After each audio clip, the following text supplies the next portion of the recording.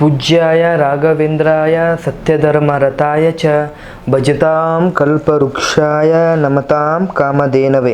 ನಾನು ನಿಮ್ಮ ಸುಧೀಂದರ್ ತೀರ್ಥರು ಮಾಡ್ತಿರುವಂತಹ ನಮಸ್ಕಾರಗಳು. ನಮ್ಮ ಯೂಟ್ಯೂಬ್ ಚಾನಲ್ ಆದಂತಹ ರಾಯರ ಜ್ಯೋತಿಷ್ಯ ಫಲಕ್ಕೆ ಸ್ವಾಗತ. ಇವತ್ತಿನ ಒಂದು ವಿಡಿಯೋದಲ್ಲಿ ಮೇ 16ನೇ ತಾರೀಕು ಜ್ಯೇಷ್ಠ ಅಮಾವಾಸ್ಯೆ ಇದೆ. ಈ ಜ್ಯೇಷ್ಠ ಅಮಾವಾಸ್ಯೆಯನ್ನು ಬಾದಾಮಿ ಅಮಾವಾಸ್ಯೆ ಎಂದೂ ಕರೀತಾರೆ. ಈ ಅಮಾವಾಸ್ಯೆಯ ನಂತರ ಕಟಕ ರಾಶಿಯವರಿಗೆ ಯಾವ ಥರ ಭವಿಷ್ಯ ಇದೆ ಅನ್ನುವಂಥದ್ದು ಈ ವಿಡಿಯೋದಲ್ಲಿ ತಿಳಿಸ್ಕೊಡ್ತಾ ಇದ್ದೀನಿ.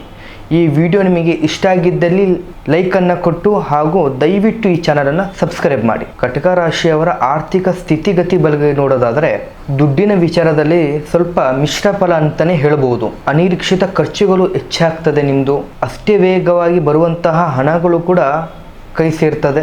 ಭೂಮಿಗೆ ಹಾಗೂ ಕೃಷಿಗೆ ಸಂಬಂಧಪಟ್ಟ ವ್ಯವಹಾರಗಳಲ್ಲಿ ಲಾಭದಾಯಕ ಹಾಗೂ ಸ್ವಲ್ಪ ಉಳಿತಾಯದ ಕಡೆಗೆ ಹೆಚ್ಚಿನ ಗಮನ ಈ ಕಟಕ ರಾಶಿಯವರು ವಹಿಸ್ಕೊಳ್ಬೇಕಾಗುತ್ತೆ. ಹಾಗೂ ವೃತ್ತಿಯ ಮತ್ತು ವ್ಯವಹಾರದ ಬಗ್ಗೆ ನೋಡೋದಾದರೆ ನೀವು ಮಾಡುವಂತಹ ಕೆಲಸದ ಜಾಗದಲ್ಲಿ ಒತ್ತಡ ಅನ್ನುವಂಥದ್ದು ಜಾಸ್ತಿ ಇರ್ತದೆ. ಆದರೆ ನೀವು ಮಾಡುವಂತಹ ಕೆಲಸಗಳ ಪರಿಶ್ರಮವನ್ನು ನೋಡಿ ಮೇಲಧಿಕಾರಿಗಳು ನಿಮ್ಮನ್ನು ಮೆಚ್ಚಿಸುತ್ತಾರೆ.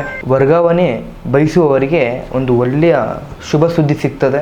ಇನ್ನು ವ್ಯಾಪಾರಸ್ಥರು ಹೊಸದಾಗಿ ಸಾಲವನ್ನು ಮಾಡುವಂಥದ್ದು ಮಾಡಲಿಕ್ಕೆ ಹೋಗಬೇಡಿ.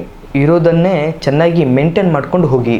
ಇನ್ನು ಆಹಾರ ಹಾಗೂ ಬಟ್ಟೆ ವ್ಯಾಪಾರ ಕ್ಷೇತ್ರಗಳಲ್ಲಿ ಒಳ್ಳೆಯ ಉತ್ತಮ ಲಾಭದಾಯಕನಂತ ಹೇಳಬಹುದು. ಇನ್ನು ಕಟಕ ರಾಶಿಯವರ ಪ್ರೀತಿ ಹಾಗೂ ಕುಟುಂಬದ ಬಗ್ಗೆ ನೋಡೋದಾದರೆ ಮನೆಯವರ ಜೊತೆ ಕಾಲ ಕಳೀಲಿಕ್ಕೆ ಈ ಅಮಾವಾಸ್ಯದ ನಂತರ ಒಂದು ಉತ್ತಮವಾದ ಸಮಯ ಅಂತಲೇ ಹೇಳ್ಬೋದು. ತಾಯಿಯ ಆರೋಗ್ಯದಲ್ಲಿ ಚೇತರಿಕೆ ಅನ್ನುವಂಥದ್ದು ಕಂಡು ಬರ್ತದೆ.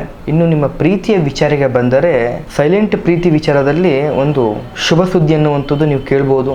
ಸಂಗಾತಿಯೊಡನೆ ಇರುವಂತಹ ಚಿಕ್ಕ ಪುಟ್ಟ ವೈಮನಸ್ಸುಗಳು ಮಾತಿನ ಮೂಲಕನೇ ಕುತ್ಕೊಂಡು ಅದನ್ನು ಬಗೆಹರಿಸ್ಕೊಳ್ಳಿ. ಇನ್ನು ಕಟಕ ರಾಶಿಯವರ ಆರೋಗ್ಯದ ವಿಚಾರದಲ್ಲಿ ನೋಡಬೇಕಾದ್ರೆ ನೀವು ಮಾನಸಿಕವಾಗಿ ಸ್ವಲ್ಪ ದುರ್ಬಲ ಆಗಿರೋದ್ರಿಂದ ಚಿಕ್ಕ ಪುಟ್ಟ ವಿಷಯಕ್ಕೂ ನೀವು ತುಂಬ ಚಿಂತನೆ ಮಾಡುವಂಥದ್ದು ಹೆಚ್ಚು. ಇನ್ನು ಈ ಕಟಕ ರಾಶಿಯವರಿಗೆ ಆರೋಗ್ಯದ ವಿಚಾರದಲ್ಲಿ ಹೊಟ್ಟೆಗೆ ಸಂಬಂಧಪಟ್ಟ ಚಿಕ್ಕ ಪುಟ್ಟ ನೋವಾಗಿರುವಂಥದ್ದು ಕಾಯಿಲೆಗಳಾಗಿರುವಂಥದ್ದು ಕಾಣಿಸ್ಕೊಳ್ಬೋದು. ಯೋಗ ಮಾಡೋದ್ರಿಂದ ಮಾನಸಿಕವಾಗಿ ಹಾಗೂ ದೈಹಿಕವಾಗಿ ಶಾಂತಗೊಳಿಸ್ಬೋದು. ಇನ್ನು ಈ ಕಟಕ ರಾಶಿಯವರ ಪರಿಹಾರ ಮಾರ್ಗಗಳು ನೋಡಬೇಕಾದ್ರೆ ಪ್ರತಿ ಸೋಮವಾರ ಶಿವನಿಗೆ ಹಾಲಿನ ಅಭಿಷೇಕವನ್ನು ಮಾಡಿ. ಹಾಗೆ ಮಲಗುವಾಗ ತಾಮ್ರದ ಪಾತ್ರೆಯಲ್ಲಿ ನೀರನ್ನು ಹಾಕಿ ಬೆಳಗ್ಗೆ ಆ ತಾಮ್ರದಲ್ಲಿ ಇಟ್ಟಿರುವಂತಹ ನೀರನ್ನು ಗಿಡಗಳಿಗೆ ಹಾಕಿ ಓಂ ನಮಃ ಶಿವಾಯ ಅಂತ ಮಂತ್ರವನ್ನು ಜಪನೆ ಮಾಡಿ. ಕಟಕ ರಾಶಿಯವರ ಅದೃಷ್ಟ ಸಂಖ್ಯೆ 274. ಅದೃಷ್ಟ ಬಣ್ಣ ಬಿಳಿ ಬಣ್ಣ. ಹಾಗೂ ನಿಮ್ಮದು ಕೂಡ ಕಟಕ ರಾಶಿ ಆಗಿದ್ದರೆ ಓಂ ನಮಃ ಶಿವಾಯ ಅಂತ ಹೇಳಿ ಕಮೆಂಟನ್ನು ಮಾಡಿ. ಹಾಗೂ ನಿಮ್ಮ ಜೀವನದಲ್ಲಿ ಯಾವುದೇ ರೀತಿಯ ಗುಪ್ತ ಸಮಸ್ಯೆಗಳಿದ್ದರೂ ಕೂಡ ಕೆಳಗಂಡ ನಂಬರಿಗೆ ಕರೆ ಮಾಡ್ಬೋದು ಅಥವಾ ನೇರವಾಗಿ ಬಂದು ನಮ್ಮನ್ನು ಭೇಟಿ ಆಗ್ಬೋದು. ಧನ್ಯವಾದಗಳು.